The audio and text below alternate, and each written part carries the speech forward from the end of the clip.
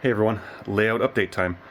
So my last video I kind of just talked out loud about next steps in terms of layout, what I want to do this winter, and I think I've concluded I'm going to work on the backdrop buildings.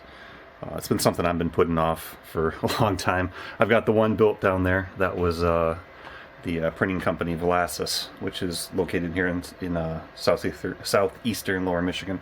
And I've got a couple more industries here, only one that's actually serviced by rail. But I'm trying to fill up the rest of the backdrop with buildings as much as I can.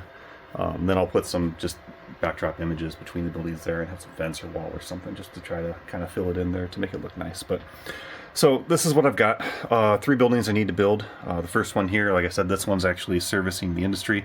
This is probably going to be an appliance distribution center, possibly Sears or another manufacturer.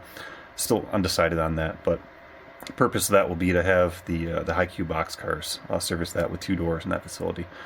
This little building will probably be part of this one. Doesn't really matter. Just again something else to fill the backdrop there.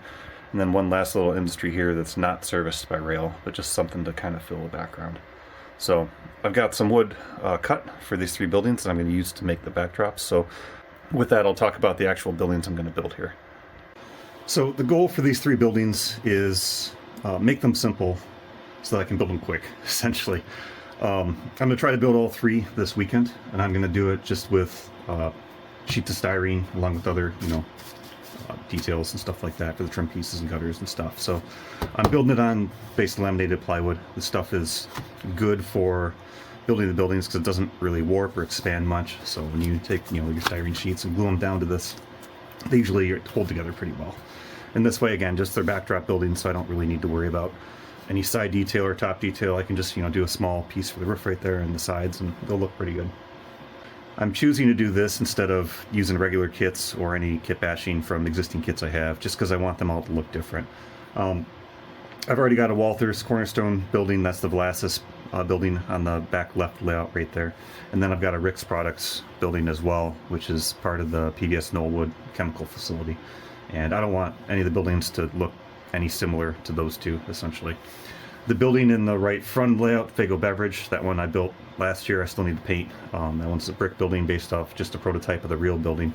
So these 3 I want to do the same. I want to get prototypical buildings in the area and just kind of not build them exactly, but just have something to go off of. So I found a handful of buildings that I like. With those, I'll explain real quick.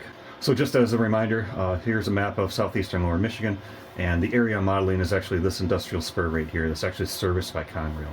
All these buildings and industries are actually located within the city of Detroit, and it's a very unique area, and I like all the buildings right. So the first building I came across that I liked was this industry here. It's actually Quaker Houghton. It's a chemical facility or a storage distribution facility.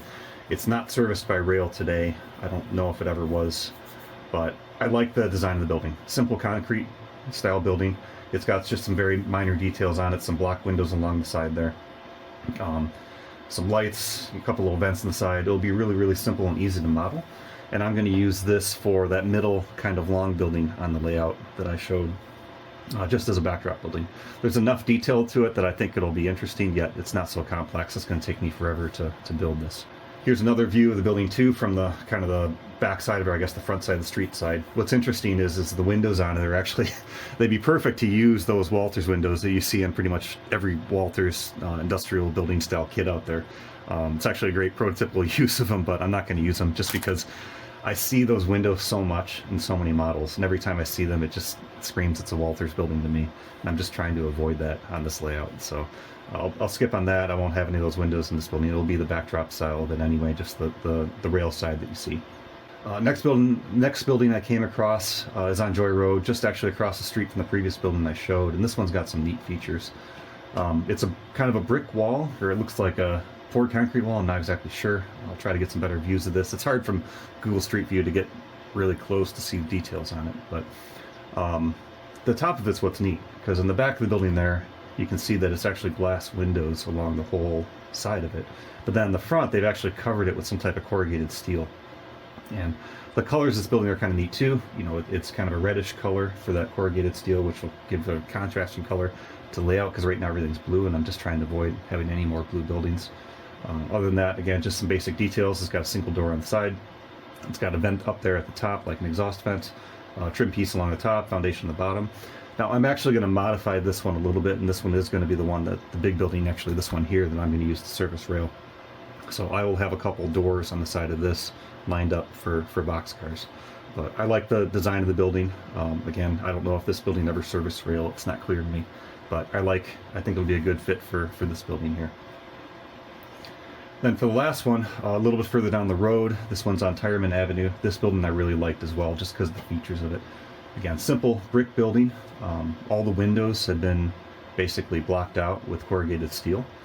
Then going down the side of the building a little bit further, you've got some type of sheet steel or aluminum, I'm not sure exactly what the material is, covering the side there along the top, along with brick still in the bottom, or possibly block wall there.